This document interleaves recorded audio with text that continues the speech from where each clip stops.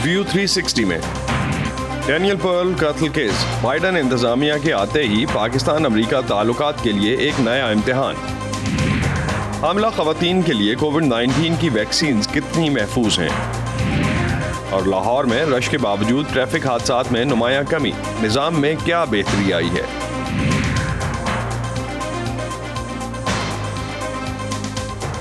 Voice of امریکہ کے Washington studios سے آپ سب کو خوش آمدید۔ آپ دیکھ رہے ہیں پروگرام ویو 360 اور میں ہوں اسد اللہ خالد۔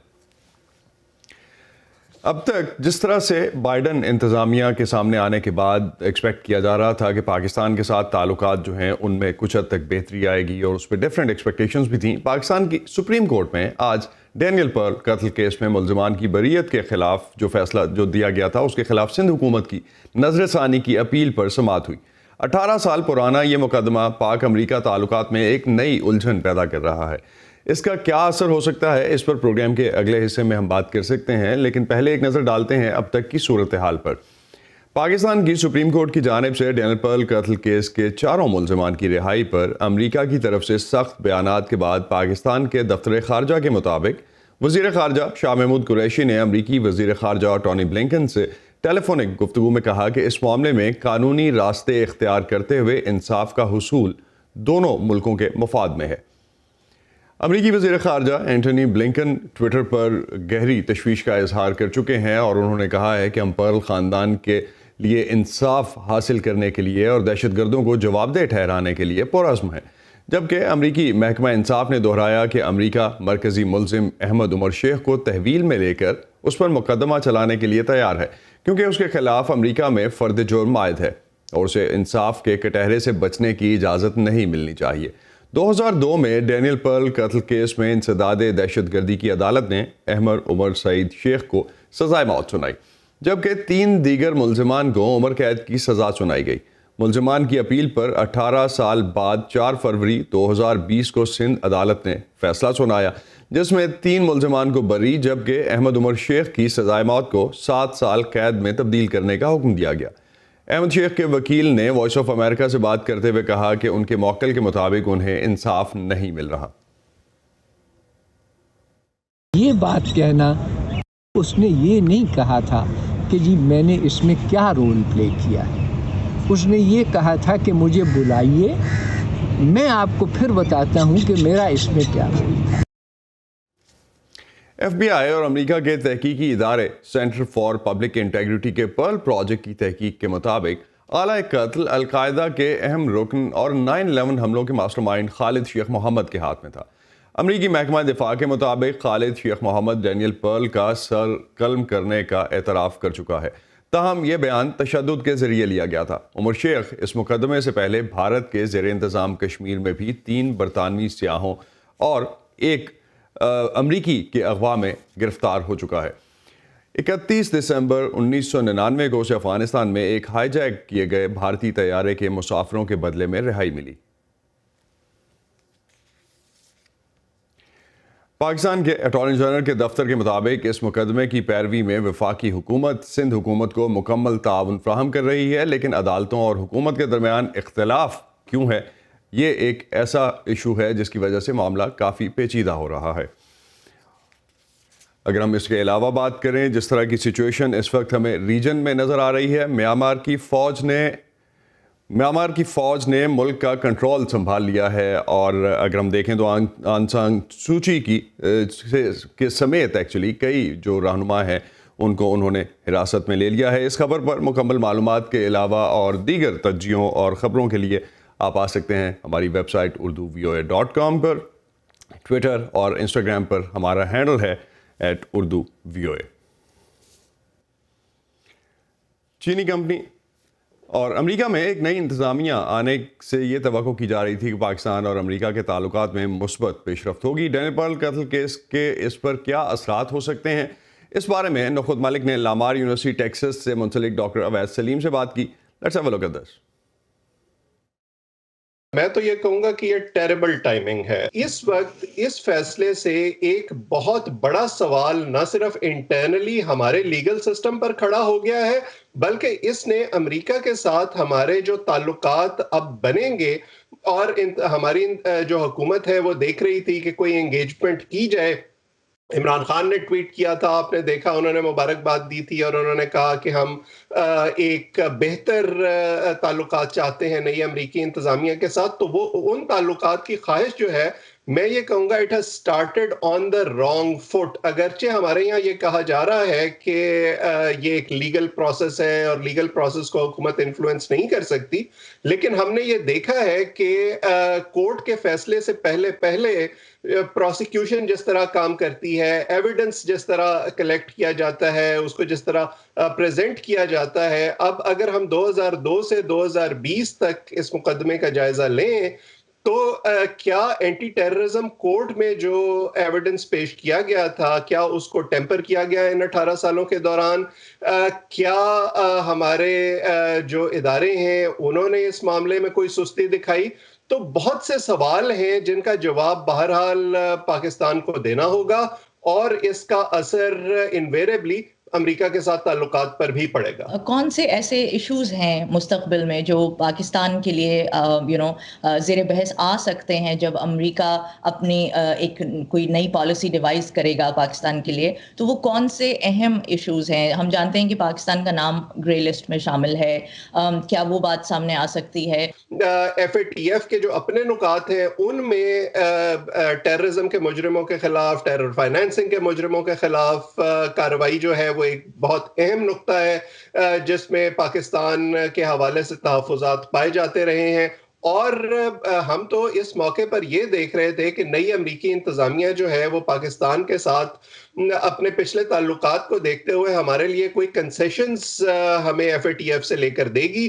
لیکن اس وقت جو یہ فیصلہ سامنے آیا ہے تو میں نہیں سمجھتا کہ اگر ہم امریکہ سے کوئی انگیجمنٹ اور کنسیشن کی کوشش کریں گے تو اس میں یہ سوال سب سے پہلے کھڑا نہیں ہوگا. ہم جانتے ہیں کہ پاکستان جو ہے وہ اپنی طرف سے ایک خواہش کا اظہار بھی کر چکا ہے اور ایک امید بھی ان کو ہے کہ نئی انتظامیہ جو ہے پاکستان کے لیے ایک الگ قسم کی پالیسی ریوائز کرے جہاں پہ اس کو افغان لینس سے نہ دیکھا جائے.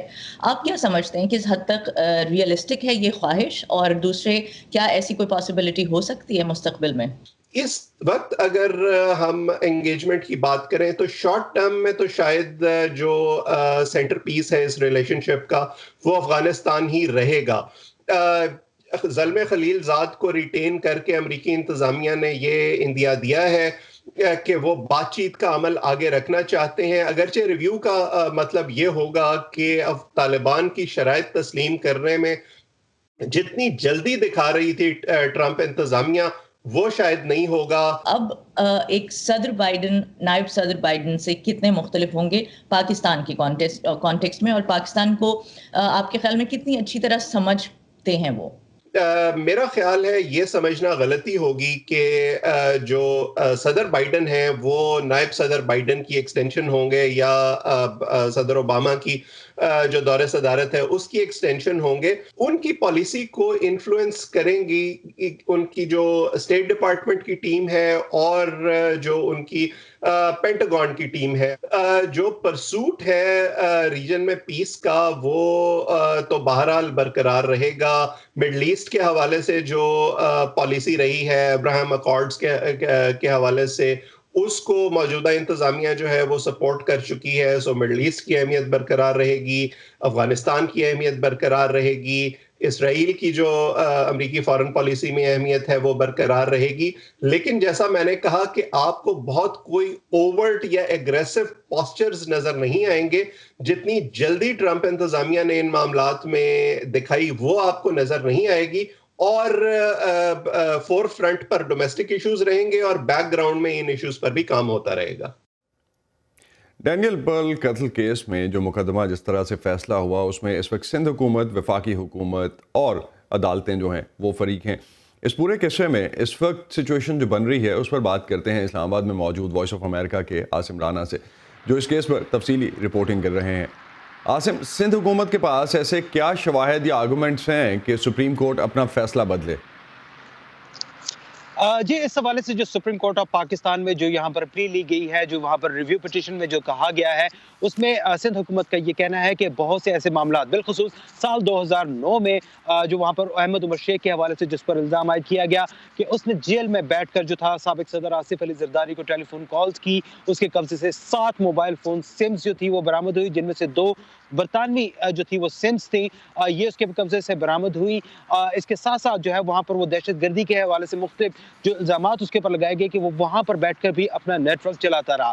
لیکن اس حوالے سے جو سپریم کورٹ آف پاکستان میں جب انہوں نے یہ یہاں پر تمام کی تمام صورتحال بتائی تو وہاں پر عدالت نے اس کو کیس کے دوران اس وجہ سے اس کو اہمیت نہیں دی کہ ان کا کہنا تھا کہ تقریباً 11 سے 12 سال اس تباہ واقعات کو ہو چکے ہیں، سال 2009 میں یہ ڈیولپمنٹس ہوئی تھی، لیکن جو سندھ حکومت نے اس حوالے سے باقاعدہ کیس کیوں نہیں بنایا، کیوں اب تک ان کے خلاف کارروائی نہیں کی گئی؟ ان کا یہ کہنا تھا کہ انٹیلیجنس ایجنسیز جو ہے اس حوالے سے تحقیقات کر رہے ہیں، جس پر عدالت نے کہا کہ 12 سال سے تحقیقات جاری ہیں اور ابھی تک یہ تحقیقات مکمل کیوں نہیں ہوئی؟ تو یہ وہاں پر تھے، لیکن سپریم کورٹ آف پاکستان میں ابھی وہ ریویو پٹیشن میں وہ یہی پوائنٹس جو ہیں وہ مین لے کر آئے ہیں، اور ان کا کہنا ہے کہ مختلف شواہد اس حوالے سے موجود ہیں، اور جو عدالت نے بعض چیزوں کو نظر انداز کیا، جس کی وجہ سے ضروری ہے کہ احمد عمر شیخ اور اس کے ساتھ جو دیگر ساتھی ملزمان ہیں ان کو اس جرم میں جو ہے وہاں پر رکھا جائے، اور جب تک یہ کیس اس حوالے سے باقاعدہ اس کے اوپر نظر ثانی نہیں ہوتی اس وقت تک ان تمام ملزمان کو جو ہے وہاں پر حکومت کی تحویل میں رکھا جائے۔ جی تو عاصم، وفاقی حکومت اس پورے قضیے میں وفاقی حکومت کہاں کھڑی ہے؟ سندھ حکومت کا تو آپ نے سٹانس بتا دیا۔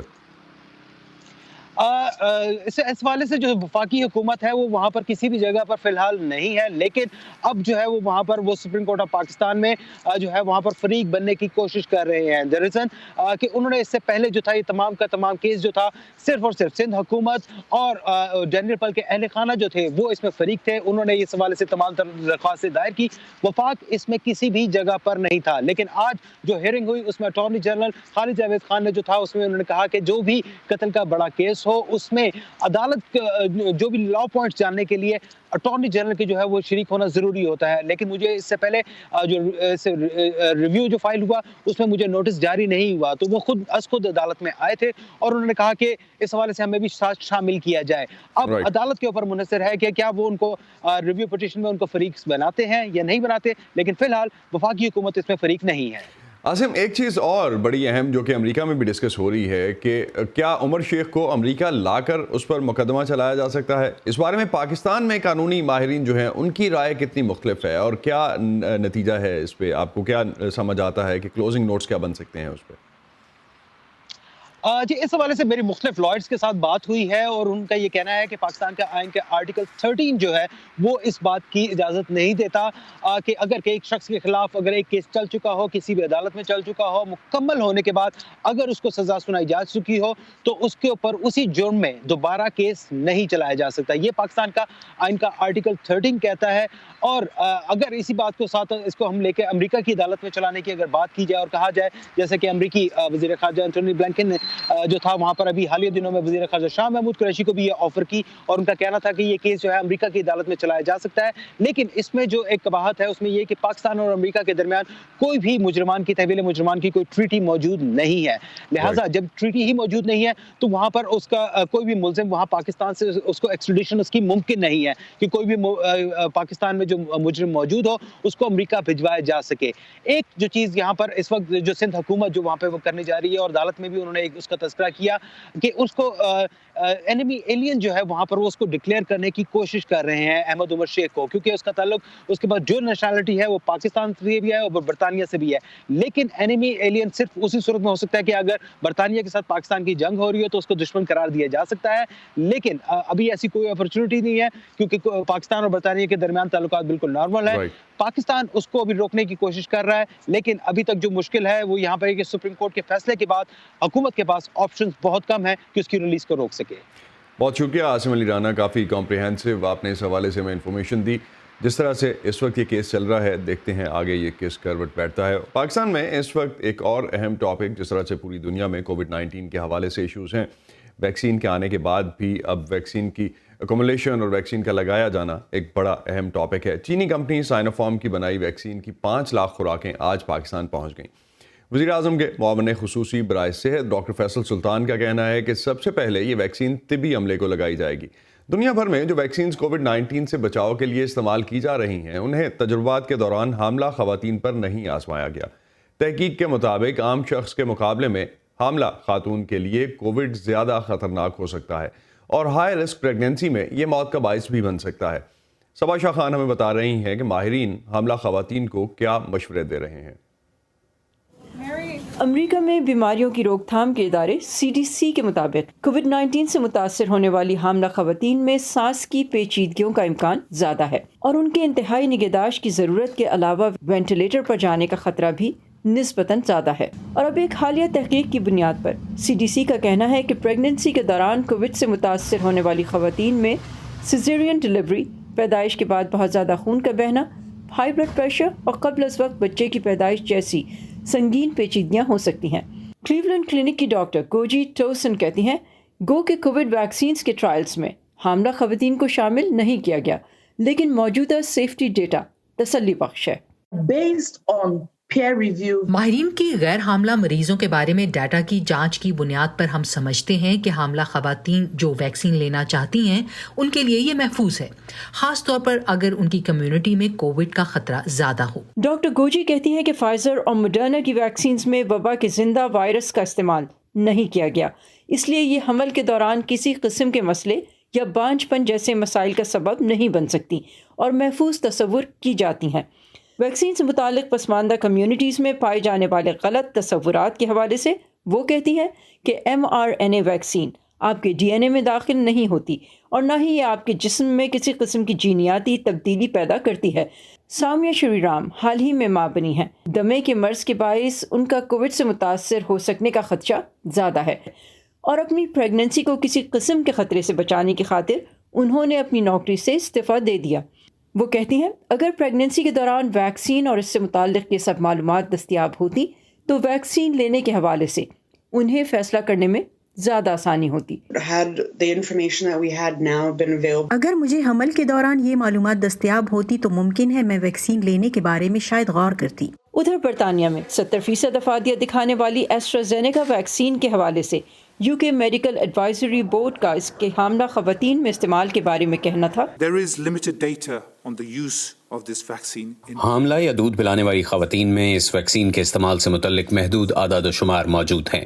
خواتین کو اپنے انفرادی حالات کی بنیاد پر ویکسین لینے کے فوائد اور خطرات پر اپنے صحت کے ماہرین کے مشورے سے فیصلہ کرنا چاہیے۔ جبکہ ورلڈ ہیلتھ آرگنائزیشن نے اس ہفتے موڈرنا کی کووڈ-19 ویکسین کے بارے میں نئی ہدایت جاری کی، جس میں کہا گیا ہے کہ یہ ویکسین صرف اس صورت میں حاملہ خواتین میں استعمال کی جا سکتی ہے جب انہیں وائرس لگنے کا خطرہ زیادہ ہو یا ان کی پریگننسی ہائی رسک ہو۔ صحت مند خواتین جن کا حمل معمول کے مطابق ہے، عالمی ادارہ صحت ان کے لیے ویکسین کی سفارش نہیں کرتا۔ حاملہ خواتین میں ابھی ٹرائلز جاری ہیں، لہٰذا مجھے یقین ہے کہ جب تک معمول کی حاملہ آبادی کو ویکسین کی پیشکش کی جائے گی تب تک ہمارے پاس کچھ ایسا ڈیٹا ہوگا جس میں حاملہ مریضوں پر تحقیق ہو چکی ہوگی اور جس پر وہ اعتماد کر سکیں گی۔ اس سے قطع نظر کہ حاملہ خواتین کے لیے ویکسین منظور ہو پائے گی یا نہیں، ڈاکٹر گوجی حاملہ خواتین کو محفوظ رہنے کے لیے ماسک پہننے، سماجی فاصلہ رکھنے اور ہاتھ دھونے کی تاکید کرتی ہیں۔ Saba Shah Khan, voice of America, Fairfax, Virginia.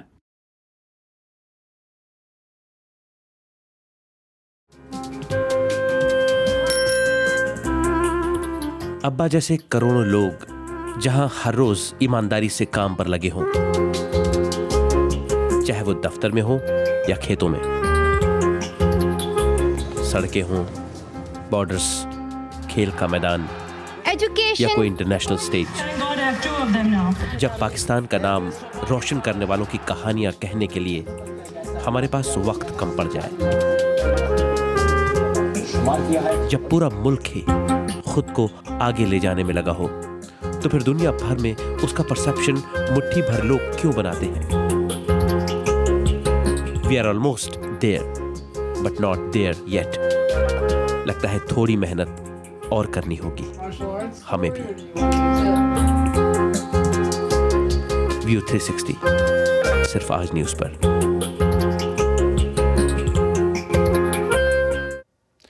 دنیا کے اور بہت سے شہروں مصروف شہروں کی طرح لاہور کی سڑکوں پر بھی روزانہ لاکھوں لوگ ٹریفک کی وجہ سے کئی گھنٹے سڑکوں پر گزارتے ہیں۔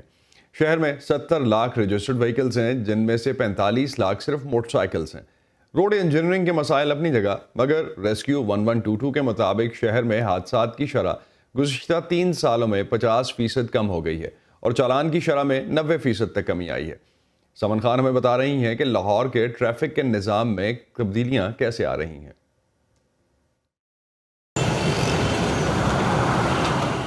لاہور کی سڑکوں پر روزانہ تقریباً 40 لاکھ سواریاں چلتی ہیں۔ ٹریفک کے اسی سیلاب میں سڑک پر غلط سمت سے آنے والے لوگ، تجاوزات کی بھرمار، مظاہرے، تعمیراتی کام اور ریلیوں کے باعث راستوں کی بندش روز کا معمول ہے۔ ٹریفک پولیس لاہور کے مطابق ٹریفک کے تمام تر مسائل کے باوجود لاہور میں ایک ماڈل ٹریفک سسٹم کام کر رہا ہے، ورنہ مشکلات کہیں زیادہ ہوتی۔ سڑکوں پر صبح اور شام کی شفٹوں میں کام کرنے والے تقریباً 1200 ٹریفک وارڈنز ٹریفک کا کنٹرول سنبھالتے ہیں۔ رات کے اوقات میں فرائض سر انجام دینے والے اس کے علاوہ ہیں۔ مرکزی اور اندرونی شاہراہوں پر تعینات وارڈنز ہی نہیں بلکہ پنجاب سیف سٹی اتھارٹی کے 8000 کیمرے بھی ٹریفک کو رواں رکھنے میں مدد دے رہے ہیں۔ 2000 کلومیٹر کا فائبر آپٹکس کا جال ان کیمروں کا ڈیٹا مانیٹرنگ سیلز تک پہنچاتا ہے۔ Automatic number plate recognition cameras ہیں، ANPR کیمراز ہیں، جس کے ذریعے نہ صرف ہم ساری ٹریفک کو مانیٹر کر رہے ہیں، ان کا والیوم کاؤنٹ دیکھ رہے ہیں، ان کی موومنٹ کو مانیٹر کر رہے ہیں۔ اسٹولن وہیکلز ہیں اور ان کا نمبر ہمیں پتہ لگ جاتا ہے تو ہم ان کو بلیک لسٹ کر دیتے ہیں، اور ان کیمروں کی مدد سے وہ پھر گاڑیاں کہیں بھی اگر اس کیمرے کی زد میں اس نمبر پلیٹ کے ساتھ آ جائیں تو وہ گاڑیوں کو ہم ڈیٹیکٹ کر سکتے ہیں۔ ٹریفک کے نظام میں خلل ڈالنے والوں کے لیے الیکٹرانک چالان سسٹم کام کر رہا ہے۔ غلط سمت سواری چلانے، حد رفتار سے تجاوز کرنے، لائن لین اور زیبرا کراسنگ کا خیال نہ رکھنے اور اشارہ توڑنے جیسی 5 خلاف ورزیوں کے مرتکب شہریوں کو 2018 سے ای چالان گھر بھجوایا جاتا ہے۔ پہلے دن لاہور شہر کے اندر 1,18,640 ریڈ لائٹ کی وائلیشنز لوگوں نے کی تھیں، جو ودن فیو منتھس 50% سے زیادہ ریڈیوس ہو گئی، جو کہ ایک ڈیکٹرنس کریٹ ہو گئی جب لوگوں کے گھروں پہ چلان جانے شروع ہو گئے with proof with pictures of their violation. ابھی ہم مہینے میں تقریباً 9 سے 10,000 ایوریج ڈیلی بیسس پہ چلان جنریٹ کر رہے ہیں۔ آن لائن چالان کی سہولت متعارف ہونے کے ابتدائی 6 مہینوں کے دوران 12 لاکھ صارفین نے آن لائن جرمانے جمع کروائے۔ اوور سپیڈنگ کی آپ کو اگر چلان ہو رہا ہے تو اس کی جو اماؤنٹ ہے PSID کوڈ آپ لے لیں ٹریفک وارڈن سے، آپ آن لائن بینکنگ کے تھرو خود پے کر دیں تو آپ کو ڈاکیومنٹ بھی دینے کی ضرورت نہیں اور وہیں پہ آن لائن پے کر دیں and you go away. Punjab safe city authority کے مانیٹرنگ سینٹر کی اس دیوار پر نصب سکرینز میں پورے شہر کی سڑکیں دیکھی جا سکتی ہیں۔ اس کی لائیو سٹریمنگ سے مدد لیتے ہوئے راستہ FM کے RJ گاڑی چلانے والوں کو ٹریفک اپڈیٹس دیتے ہیں۔ لاہور کے تمام داخلی اور خارجی راستوں پہ آپ کو روٹین کا رش دیکھنے کو ملے گا۔ مغرب کے بعد موسم بدلے گا، فوگ بھی ہوگی اور اسموک بھی ہوگا، تو صورتحال میں پھر ہم نے ساتھ انفارم کرنا ہوتا ہے کہ ان شاہراہوں پہ یہ صورتحال ہے، تو آپ نے یہاں پہ احتیاط کرنی اور ساتھ ساتھ احتیاطی تدابیر بھی بتا رہے ہوتے ہیں۔ ٹیکنالوجی کی مدد سے ٹریفک کا نظام محفوظ اور آسان تو بن رہا ہے، لیکن بیشتر شہریوں کے لیے صبح اور شام کے اوقات میں منزل تک پہنچنا اب بھی ایک بڑا چیلنج ہے، جس کے لیے سڑکوں کے ڈیزائن اور انجینئرنگ میں تبدیلیوں پر غور کیا جا رہا ہے۔ ماہرین کا کہنا ہے ٹریفک کا دباؤ کم کرنے کے لیے ضروری ہے کہ شہری بھی ذاتی گاڑی پر پبلک ٹرانسپورٹ کو ترجیح دیں اور تھوڑے فاصلے تک جانا ہو تو پیدل چلیں یا سائیکل کا انتخاب کریں۔ Saman Khan, voice of America, Lahore. آج وائس آف امریکہ کی 79ویں سالگرہ ہے۔ وائس آف امریکہ کی ریڈیو نشریات کا آغاز دوسری جنگ عظیم کے دوران سن 1942 میں ہوا تھا۔ آج VOA درجنوں زبانوں میں دنیا بھر میں اپنے سننے اور دیکھنے والوں تک حقائق پر مبنی خبریں پہنچاتا ہے۔ اسی پر ختم کرتے ہیں آج کا View 360 پروگرام۔ پر اپنے فیڈ بیک کے لیے آپ آ سکتے ہیں facebook.com/VOA اردو کے پیج پر۔ اس کے علاوہ ٹویٹر اور انسٹاگرام پر ہمارا ہینڈل ہے @urduvoa۔ اب تک کے لیے اتنا ہی۔ اسد اللہ خالد کو اجازت دیجیے، خدا حافظ۔